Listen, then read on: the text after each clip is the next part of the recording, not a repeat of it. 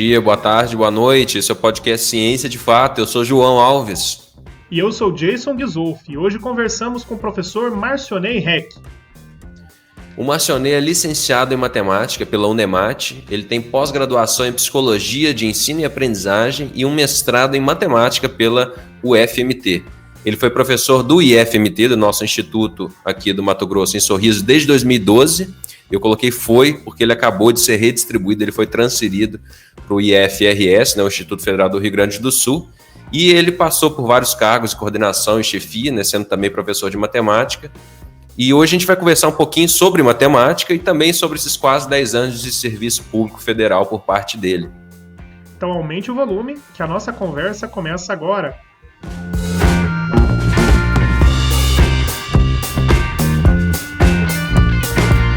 Olá, Marcionei, tudo bem? Seja bem-vindo ao nosso podcast. Seja bem-vindo, professor.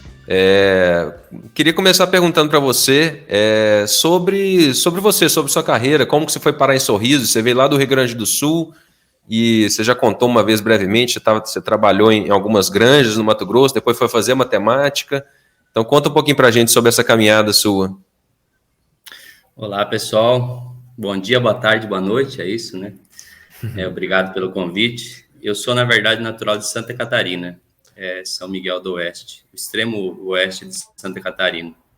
Fiz técnica agropecuária e vim para o Mato Grosso em 1998, com 17 anos, e eu e um amigo, tentar ganhar a vida aqui em Mato Grosso.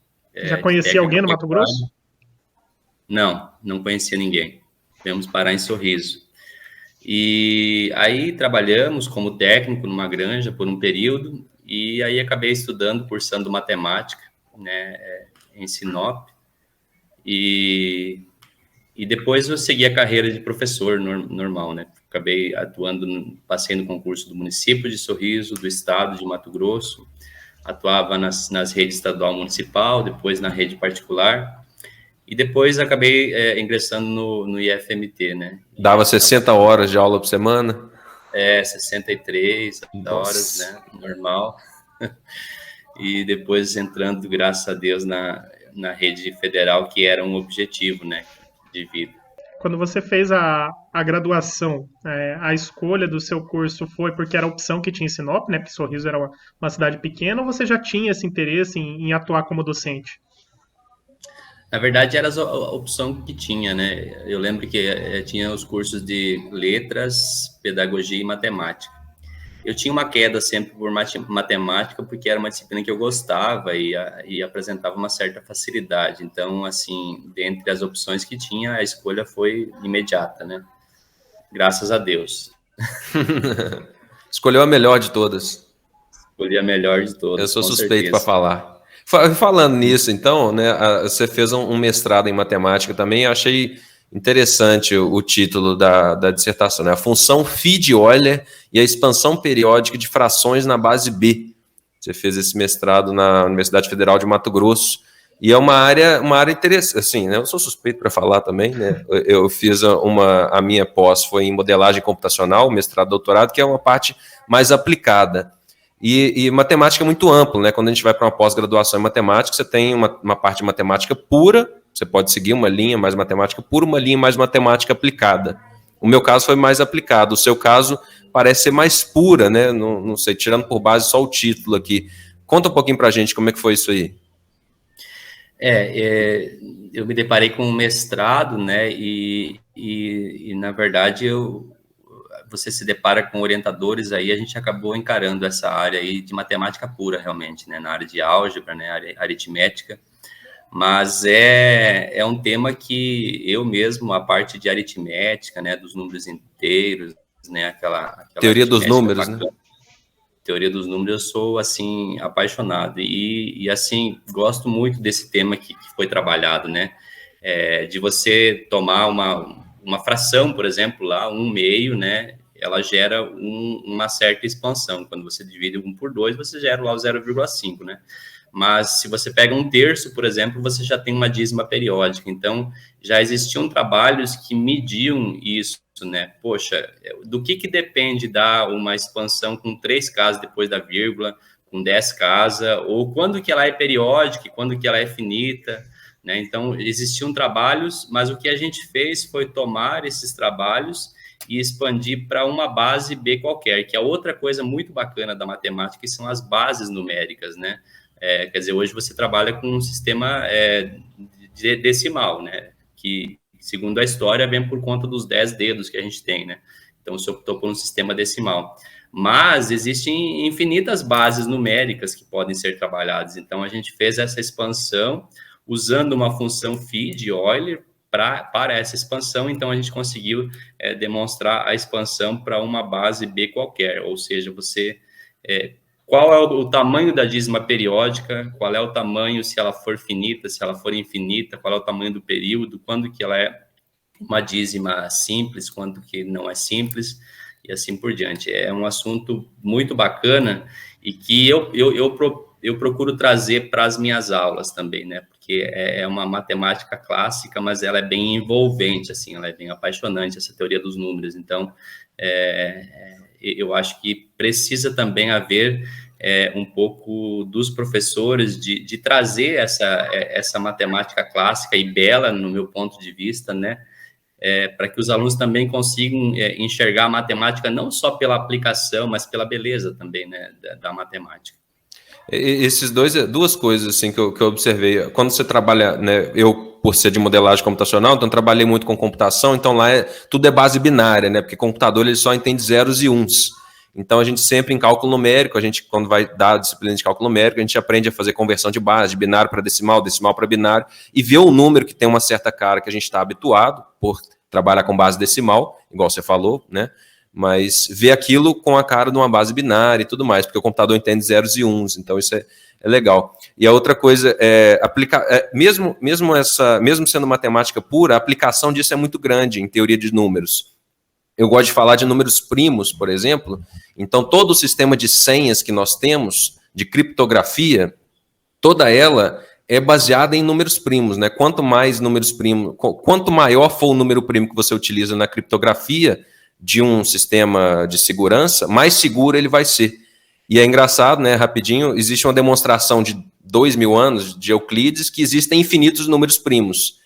Ponto. Existem infinitos. A gente não sabe como eles aparecem, qual é o padrão deles, isso não se sabe, mas sabe que existem infinitos. E o maior já descoberto até hoje, ele tem, se não me engano, 10 elevado a uma coisa absurda de dígitos. Assim, milhões de dígitos, né?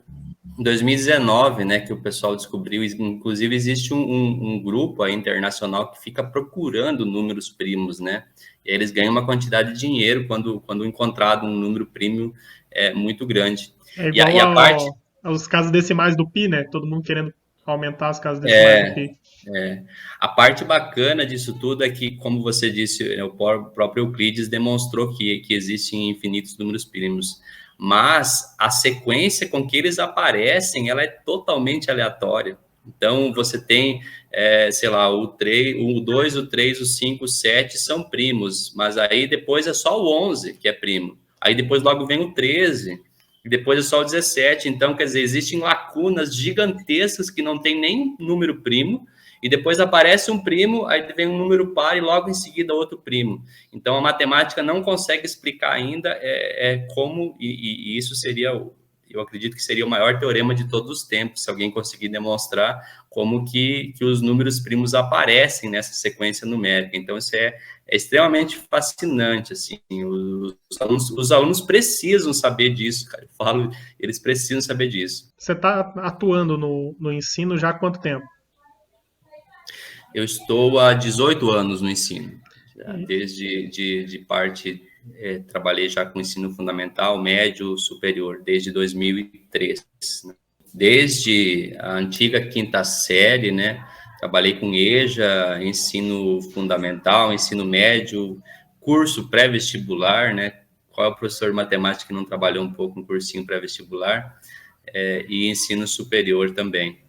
E, historicamente, a matemática é uma das disciplinas que os brasileiros têm uma certa dificuldade para aprender, né? Você vê que isso está mudando ao longo do tempo, que está cada vez mais fácil de se aprender matemática por causa de tecnologias ou novos métodos de ensino, ou você acha que o desafio continua o mesmo de há 20 anos atrás? Eu acho que o desafio continua o mesmo. Existe, infelizmente, um rótulo muito grande em cima da matemática, né? Os alunos já vêm com esse rótulo. Eu penso que existem algumas coisas que precisam ser mudadas já no ensino, na alfabetização, né? Das crianças e nas séries iniciais, para que elas não adquiram lá esse rótulo. Ou seja, eu não vejo que as dificuldades diminuíram com o passar do tempo, sabe? Apesar de todo esse aparato tecnológico que nós temos nos últimos tempos, mas os alunos ainda continuam com bastante dificuldade. É uma disciplina das exatas, então, quer dizer, se algum conceito inicial, né, da base não foi bem aprendido, é claro que isso vai complicando, porque as coisas são construídas umas sobre as outras, né? Então, assim, o aluno perdeu um conceito básico que deixou de ter outro e depois outro, e aquilo vai virando uma bola de neve. Então, isso que eu falo que complica um pouco na matemática, mas também a gente vê um progresso muito grande dentro da nossa instituição, né? O aluno chega com um nível e sai com um outro. Então, seria muito importante se nós conseguíssemos medir a maneira com que ele entra e a maneira com que ele sai, né? Mas, assim, eu vejo uma evolução muito grande dos nossos alunos aqui no IFMT Campo Sorriso. Nesses 18 anos de carreira, tem algum exemplo, alguma história que você lembra, assim, que marcou a sua docência em Sorriso? Tem, né, Jason? Muitas histórias, assim, de alunos fantásticos, de alunos de superação, né? Eu lembro sempre de uma aluna que eu tinha, né, numa escola de periferia aqui de Sorriso. O João vai saber, né? Eu estava ensinando o Teorema de Pitágoras com um papel quadriculado, né? Aquele quadriculado, então você fazia um cateto do triângulo retângulo, o outro cateto, né? Lá no papel ele contava isso aí, e daí eu queria que ele utilizasse o Teorema de Pitágoras, né, para descobrir a diagonal, que não dava para contar no papel quadriculado. O que a minha aluna fez? Ela pegou o compasso, fixou num canto, no outro canto traçou o compasso e trouxe aquela diagonal, né, do triângulo para o papel quadriculado, e ela falou: professor, dá 5, dá tanto na hora, sem o método que a gente estava proposto lá, sem nada. Então, assim, eu achei foi uma coisa assim que ela teve, poxa, como pensou fora da caixinha, né? Assim, então, eu tive muitos alunos brilhantes. Os nossos alunos do IFMT mesmo, assim, são fantásticos. E, assim, muitas histórias. É muito tempo, né, Jason? 18 anos. O que você gostaria de deixar de mensagem para quem acompanhou o nosso episódio do podcast hoje? A minha mensagem é que o estudo realmente muda as pessoas, a educação muda as pessoas. Então, se você estiver assistindo e tiver a oportunidade de ingressar numa instituição, de cursar um curso técnico superior, pós-graduação, é o que tem de melhor hoje. Isso pode mudar realmente a sua vida. Queria aproveitar aqui também, né? Eu estou me despedindo do IFMT Campo Sorriso, né? Foram 9 anos de instituição. Estou indo para outra instituição, para outro local, para o Rio Grande do Sul, um pouco distante daqui. E desejar tudo de melhor para o campo, sucesso para os alunos que passaram por nós. Nunca esqueçam que vocês passaram pelo Campo Sorriso. Sucesso para os docentes, sucesso para os servidores todos, para o campus.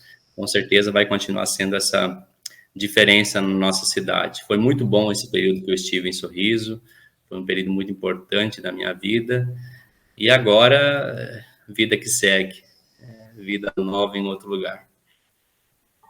Obrigado pela sua participação, Marcionei. Sucesso nesse novo desafio que você encara agora. Muito obrigado, Marcionei, foi muito bom. Obrigado, gente. O objetivo do nosso podcast é aproximar você do universo da ciência. Quer saber mais sobre o assunto que tratamos aqui hoje? Envie uma mensagem para o nosso podcast nas mídias sociais, @podcast Ciência de Fato no Instagram e também @podcast Ciência de Fato no Facebook. E se você está nos acompanhando pelo YouTube, escaneie o código aí do lado para se inscrever no podcast e receber no seu celular as notificações sobre os próximos episódios. Nós estamos publicando episódios do podcast toda semana, às quintas-feiras. Então, até lá!